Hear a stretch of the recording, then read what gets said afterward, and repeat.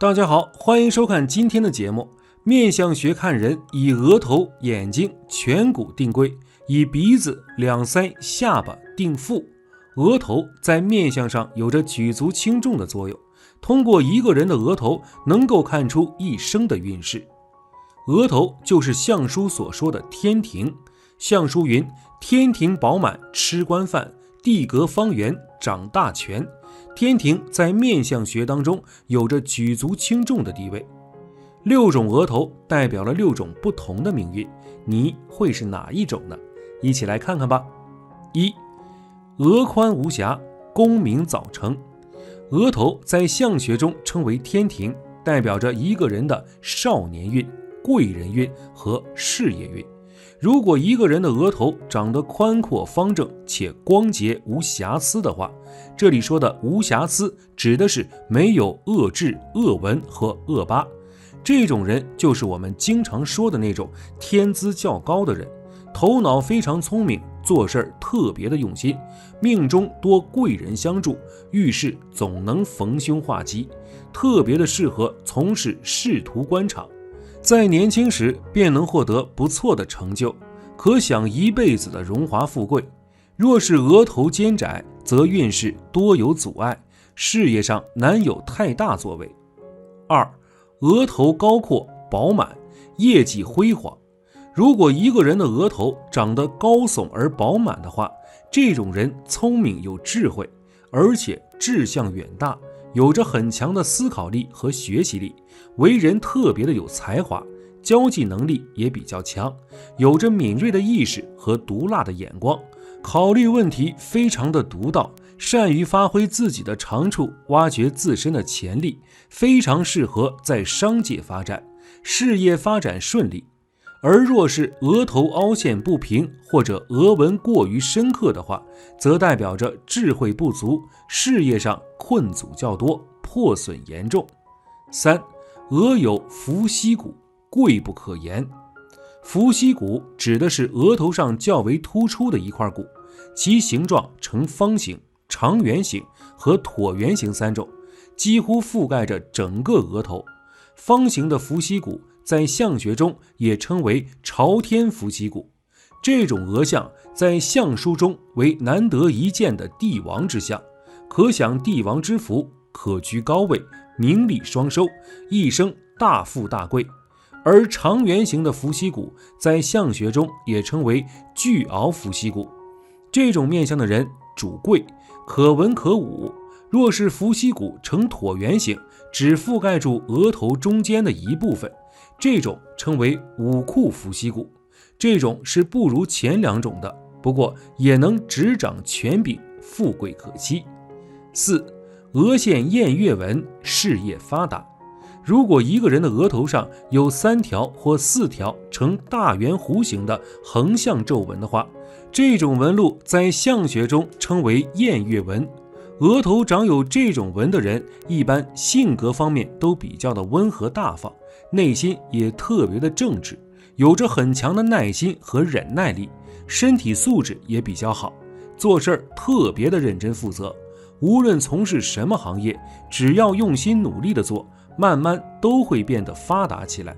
不过这种人大多内心太过的刚正，做事不懂得变通，特别的容易得罪人。5. 女子额圆，旺夫旺财。如果女人的额头圆润饱满，且鼻子长得也比较好，挺直有肉的话，这种女人大多为贵妇之相，性格温柔善良，待人随和大方，旺财又旺夫。但是如果女人的额头生得较方，并且较高的话，这种女人大多个性方面会比较的强势，眼光也非常高，能力也比较强，事业心非常的旺盛，属于典型的女强人面相。对于另一半的要求也比较高，而且心高气傲，适合找年龄偏大一些的丈夫，而且经济能力和个人能力方面还得都非常不错，不然婚姻是很难获得美满的。6. 额生乱纹，运势不佳。额头生乱纹指的是额头的纹路较为杂乱交错，如果额头生有王字纹的话，我们都知道老虎的头上有个王字形的虎纹，为山中之王。如果人的额头有王字纹的话，多为富贵之象。如果额头上的额纹长得较为杂乱的话，则代表着运势不佳，而且这种人比较爱出风头。若是男人印堂处长有井字纹的话，易做高官，个人能力强，能够独当一面。女人如此，则容易压制丈夫。印堂长有川字纹，主长寿；额头长有大字纹的话，主大凶，容易交友不慎，投资方面容易失利。而印堂长有悬针纹的话，则一生劳心劳力，夫妻关系不佳。下巴虽然不是面相中的五官之一，但依然也是非常重要的面部区域。就整体面相来说，下巴如同一篇文章的结尾，不可或缺，更不可长得差。好的下巴面相能够影响到其人的福气，提升整个面相的外貌特征。但若是下巴面相不好，你的运势可能会遭受到很多挫折。那我们如何通过下巴了解一个人的运势如何呢？大佬接下来给大家具体分析一下。一、圆下巴。圆下巴的人面相上看起来都是比较有福气，尤其是又圆又宽的那种，是我们常说的有福之相。这类面相的人温柔乐观，表面上看起来似乎单纯的有点傻，但实际上感情却很细腻。此类型的面相如果是男人的话，那么他们对感情就会比较专一，而且事业也不错，是不错的婚姻对象。如果是女性的话，他们会相信爱情，一般婚恋运也不错，但有时却容易因为天真而被骗。所以这种面相的女人在恋爱时还是要小心点的。二、尖下巴。这类型的下巴长得很秀气，拥有此种面相的人一般都很机灵，有才华有个性，但是为人多疑。虽然事业不错，但感情却有些不利。他们对待感情三心二意，容易变心，也容易受伤。在婚姻上最好迟婚，以免早期不够成熟，引起婚变。配偶宜选择阔下巴的人，性格互补，利于相处。同时，尖下巴的人缺少一定的福气。如果面相中其他五官配合来说长得不好的话，晚年运就有可能会不好。所以要年轻时便提前预防。如果下巴不仅尖，而且还长，这类人会倾向于喜欢冒险，平时要注意适当节制。而下巴不仅尖锐，而且还歪斜的人，此类人一般心术不正，喜欢恩将仇报。如果碰到这样面相的人，交往就要特别小心了。三、下巴朝前。每个人的下巴都是微微朝前的，这是正常的面相。但是如果下巴过于朝前的面相，在平时行为当中就比较严格，处处占先，唯恐落人之后。做事积极努力，个性较强，在感情方面能够主动追求异性，并且有很强的占有欲，一生不知道退缩。四、肉下巴。这种下巴就是肉下巴，肉很多，但不一定会成双层。这类型的下巴从面相上来看是很有福气，而且晚运很好。五、双下巴的人。当一个人下巴丰满，上下看起来好像是两层，被人们称为双下巴。这种人无论男女，财运和子孙运势都很好，也意味着其人晚年运势特别有福。有的人虽然不是双下巴，但是下巴部位有凹陷，这种面相晚运也不错。六、下巴向左偏。每个人的下巴都是微微向左或者向右偏，这是正常的面相。但是有的人的下巴就是幅度较大的向左偏，这样的面相性格会很执着于自己的观点，不会考虑他人的感受，一意孤行，不撞南墙不回头，喜欢拥有多位异性，感情生活丰富，但一生积蓄不多。7. 下巴向右偏。下巴向右偏与脸部有一定的比例，以对面粗看而不觉得偏为正常。如果明显看出下巴向右偏的人，这样面相的人做事武断，不能与人合作做事，行为比较霸道，并且会挑剔别人，而自己又做得不是很好，喜欢管人管闲事，身体呼吸器官会欠佳，追求异性会有所选择，并且善于使用手法，为人圆滑有辩解。8. 方下巴。方下巴的人一般都很踏实，做事干脆果断，有责任心，但脾气有点倔，缺乏一定的浪漫情趣。如果下巴四方形的女生会有些缺少温柔，所以在寻找另一半的时候稍有麻烦。不过他们一旦遇到合适的，感情婚恋一般都能长久。在人际关系上，下巴棱角过于分明之人往往有些尖锐，会经常得罪人，所以虽然在事业上也是颇有冲动，但因为同时又缺少恒心，遇挫后自救能力不强，所以一旦跌倒就很难东山再起。9. 宽下巴。宽下巴的人一般为人耿直，略微冲动，虽然执行能力很强，但缺乏一定的心计，容易被人利用。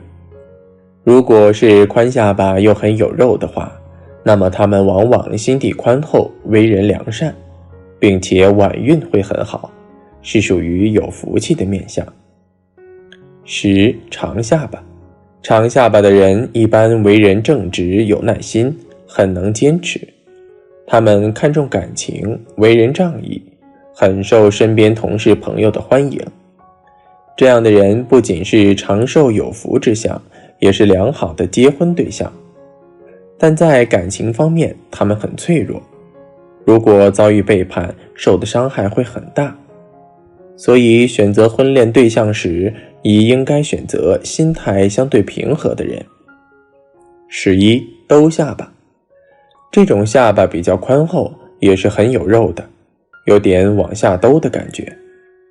有这种下巴的人，命运还是不错的，有福气，并且事业成功的几率很高。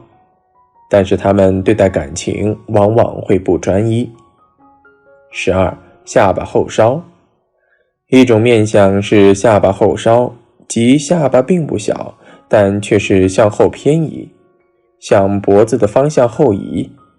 这样的面相考虑问题多与他人不合，有自己的见解，但并不一定正确，说话做事欠考虑，不会总结经验，对待爱情比较武断，不能平心静气去处理感情问题，往往偏于急躁，涵养力差，多数生女儿，身体方面膀胱经差。13. 下巴丰满。